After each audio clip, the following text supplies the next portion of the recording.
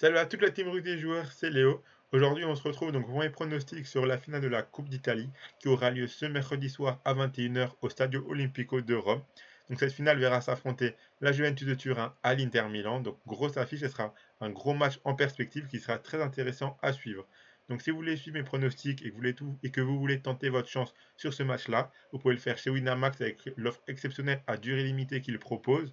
Donc Winamax vous offre jusqu'à 200 euros de free bet lors de votre premier dépôt. Donc si vous vous inscrivez chez Winamax avec l'œuvre rue des joueurs, donc en suivant le lien d'inscription qui est situé dans la description de cette vidéo, si vous faites un dépôt de 100 euros, Winamax vous donnera directement 200 euros de free bet et vous pourrez jouer avec. Donc c'est une offre qui est vraiment très intéressante de leur part.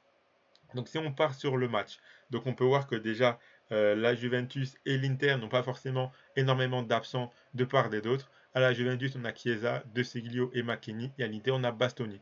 Donc déjà, niveau blessure, aucune équipe n'est défavorisée. On aura vraiment les 11 meilleurs joueurs de chaque équipe qui seront présents sur la pelouse au coup d'envoi. Donc ça, c'est quelque chose de très intéressant, car quand il y a un gros match comme ça, on aime bien qu'il se déroule dans les meilleures conditions et avec les meilleurs joueurs présents de chaque côté pour avoir vraiment un gros choc. Donc sur le parcours de cette Coupe d'Italie, donc on peut voir que la Juventus a éliminé la Sampdoria, Sassuolo et ensuite la Fiorentina, alors que l'Inter ils ont éliminé Empoli, la Roma et l'AC Milan en demi-finale. Donc sur le papier, on peut voir que l'Inter ils avaient un parcours un petit peu plus compliqué, notamment que cette demi-finale qu'ils ont plutôt bien maîtrisé contre l'AC Milan, avec la Roma avant. Donc franchement, trois matchs, on peut dire que le parcours est à peu près identique, même si l'Inter avait un parcours légèrement plus compliqué que la Juventus.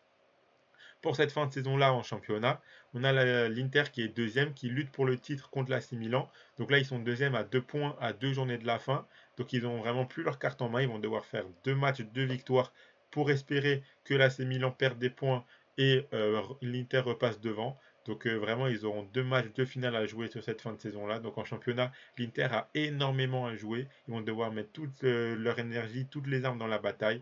Et les 2 matchs, ils doivent à tout prix les gagner pour espérer encore finir premier. Alors que de l'autre côté, on a la Juventus qui est quatrième, qui est assurée de finir quatrième, ils ne peuvent pas aller plus bas, donc assurée d'être qualifiés en Ligue des Champions, vu que les 4 premières places en Serie A sont qualificatives pour la Ligue des Champions. Et ils peuvent au mieux finir troisième en se battant avec Naples pour la troisième place, mais il n'y aurait pas énormément de différence entre la troisième et la quatrième place. Donc ils peuvent finir un petit peu ces 2 derniers matchs de championnat un petit peu tranquillement. Ils n'ont plus grand chose, même plus rien du tout quasiment, à jouer en championnat, contrairement à l'Inter qui vraiment se bat encore pour gros pour cette fin de saison. Donc on peut voir que vraiment, dans cette fin de saison-là, dans les 2 derniers matchs de championnat, l'Inter aura beaucoup plus d'énergie à donner que la Juventus.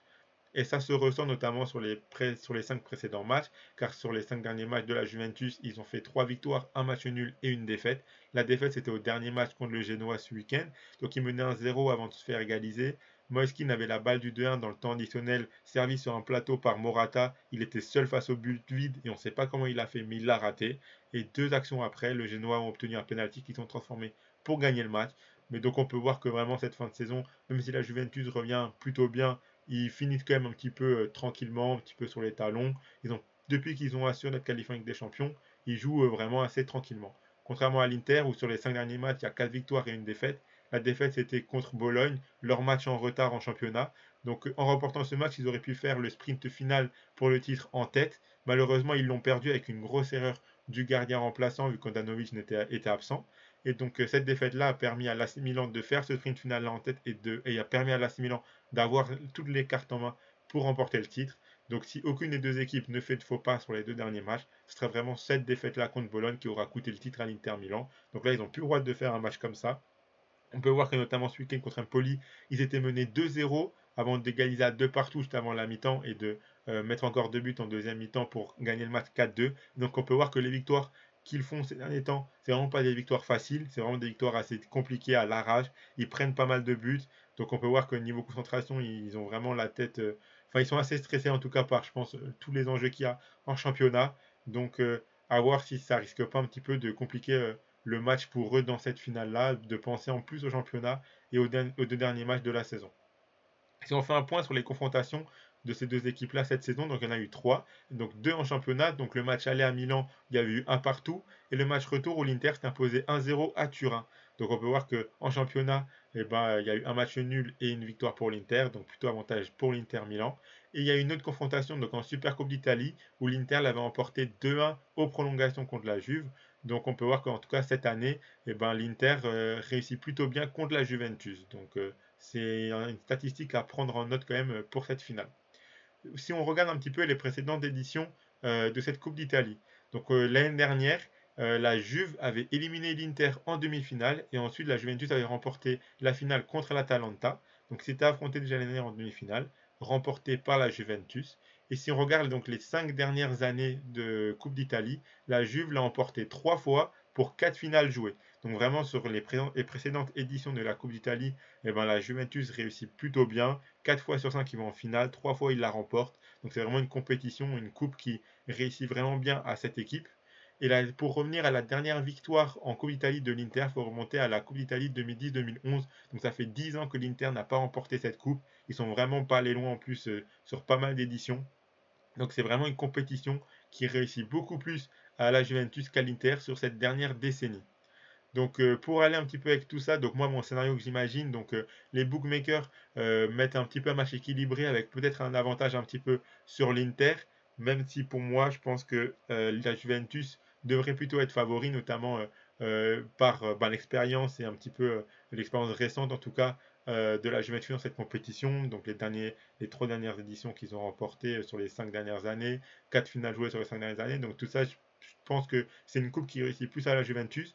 Il y a aussi le fait que la Juventus peut vraiment penser à ce match-là depuis pas mal de temps, alors que l'Inter, ben, vraiment le championnat, ils ont gros à jouer et gros à perdre également. Donc vraiment, je pense qu'il y aura quand même ce côté-là du titre et du championnat qui a cette idée-là qui trottera dans leur tête pendant cette finale-là, donc ça peut les déstabiliser. Donc moi, je vois plutôt un avantage à la Juventus, même si j'imagine un match assez fermé, avec potentiellement la Juventus qui ouvre le score en deuxième mi-temps, qui arrive après à tenir le score, notamment si la Juventus arrive à ouvrir le score avec leur talent, leur défense italienne qu'on connaît bien, et ben j'ai plus confiance en eux pour tenir le score que pour l'Inter.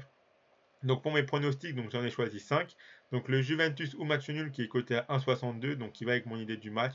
Je vois bien une première mi-temps assez fermée et potentiellement une deuxième mi-temps qui finit encore sur 0-0 ou alors la Juventus qui arrive à ouvrir le score juste avant les prolongations pour gagner 1-0. Donc c'est vraiment un pronostic que j'aime bien. Ensuite, il y a le moins de 2,5 buts qui est coté à 1,64. Donc il va encore dans mon scénario. Je vois vraiment pas beaucoup de buts dans cette finale. Je vois un match assez fermé. Je vois les défenses prendre le pas. Aucune des deux équipes vraiment se ruer à l'attaque. On connaît un peu le jeu italien et leur capacité de tenir le score et de préserver leur but. Donc pour mélanger un petit peu ces deux scénarios-là, donc vous avez Juventus ou match nul et moins de 2,5 buts qui est coté à 2,35. Donc vraiment c'est le scénario de ce match-là que j'imagine. Je vois soit un 0-0 fin du match et un match qui va au prolong, voire au tir au but, ou alors une victoire 1-0, la Juve qui arrive à ouvrir le score et ensuite à tenir pour finir en 1-0 à la fin des 90 minutes. Donc ensuite vous avez le pronostic, donc victoire finale de la Juventus qui est coté à 2,25, donc la Juve qui soulève le trophée. Donc moi c'est vraiment eux mes favoris de cette finale-là, c'est vraiment eux que je vois gagner. Donc c'est une cote que j'aime beaucoup pour un doublement de mise, même un peu plus. Et ensuite une triple chance buteur que j'aime bien. Donc on peut voir que dans cette fin de saison-là, du côté de l'Inter, c'est vraiment Lautaro Martinez qui porte l'équipe avec 2 doublés sur les 5 derniers matchs. C'est vraiment lui qui marque presque tous les buts en ce moment. Et du côté de la Juventus, c'est vraiment Vlahovic qui a permis vraiment à la Juve de faire une deuxième moitié de saison vraiment bonne par rapport à leur première moitié de saison. Et Dybala qui revient de blessure, qui revient vraiment très bien, qui est vraiment l'homme en forme de cette fin de saison vu que Vlahovic il marque un peu le pas.